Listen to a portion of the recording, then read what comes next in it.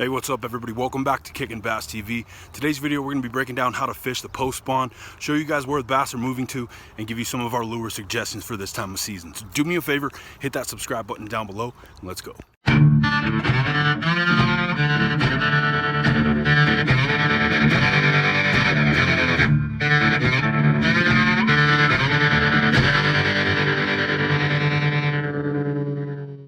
Alright guys, we're talking about post-spawn bass fishing today. A tough time of year for some anglers. We're going to try to make it a little easier.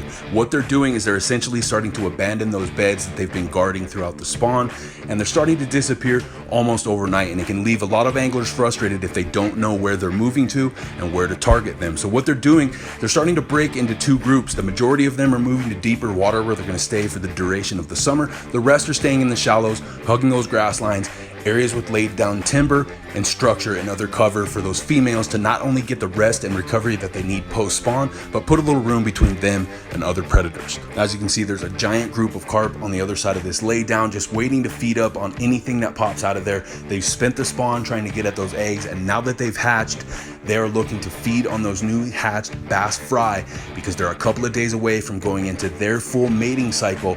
And as you can see, they are very big. So once that mating cycle begins, they're super aggressive, often up early morning in those shallow waters that those bass just moved out of days before that. And anytime that they're not actively mating, you can see those males trolling in that shallow water just looking to feed up. Because of this, we generally start the summer off by targeting bass that have stayed in the shallow water before moving on to those that have pushed out into the deep. And there's a number of reasons for this. Number one, and we've talked about this before, areas with a high concentration of reeds or tules produce more oxygen in that portion of the lake, and those bigger bass know the difference between those higher oxygen levels. For that reason, we tend to catch a lot of big females, at least at the beginning portion of the summer, when those that maybe didn't have the energy to push out deep or just wanted to stay here are using that grass line to their advantage to tuck their tail in, just easily ambush prey. Not only that, but get a little break from that first sunlight and the heat of the summer. And my go-to in that situation is that Divine swim jig paired up with one of our Dead Ringer custom swim baits. If your body of water is more of a highland reservoir, then you may not have as many areas of vegetation, structure, or cover close to the shore, and for that reason, most of your summer bass will push out to the deeper water.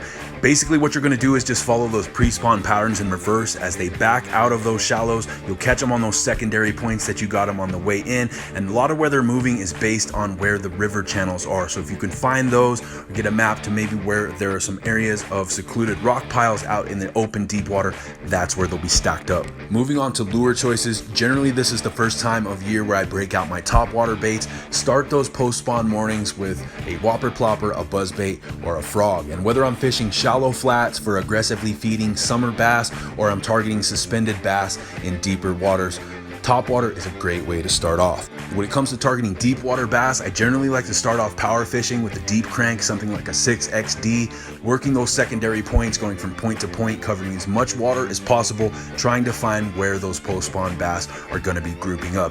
Once you've found where they're grouping up, you can slow it down a little with those wacky rig Senkos, shaky heads, that craw, finesse jig, even that lipless crankbait, all of which are great ways to catch bass stacked up in the deep water. As far as my top shallow water lures, I generally start off with my square bills. I've got a couple of suspending lipless that I like to run through grass lines. I've got that Ned rig in either a weedless option or exposed hook, depending on where I'm fishing. And then another great option for shallow cover is a Texas rig fluke or a spinnerbait. My number one producer of big bass at the beginning of the summer leading into the shad spawn is going to be a swim jig with one of our custom Dead Ringer swim baits. And the reason I like the Divine swim jig from 6th Sense is because it's got that screw lock bait holder that just makes your plastic stay on there a lot longer. They won't slip, and you can catch a ton of bass on a single bait. Last but not least, I like to throw our Dead Ringer swim baits either on a weedless weighted swim bait hook, an exposed hook swim bait jig head, or if I'm in a situation where I know I've got bass actively feeding on bait fish like shad